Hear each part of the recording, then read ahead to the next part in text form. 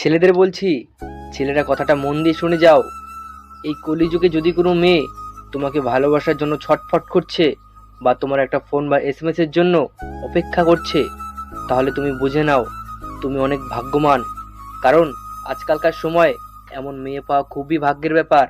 যদি কোনো মেয়ে তোমার সাথে কথা বলার জন্য তোমাকে প্রতিনিয়ত ফোর্স করছে, যদি এমন কোনো মেয়ে থাকে, যদি এমন কোনো মেয়ে থেকে থাকে যে তোমার জন্য ঠিক এমনটাই করছে, তাহলে বুঝে নিও সে তোমাকে খুব ভালোবাসে।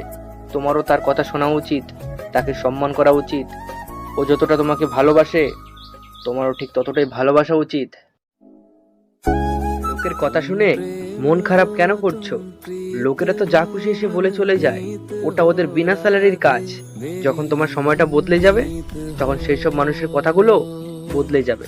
তারপর তুমি নিজে ভেবো তাদের কিভাবে তুমি বোঝাবে। একটা মেয়ে একটু সুন্দর হলেই হলো, আর কিছু লাগে না।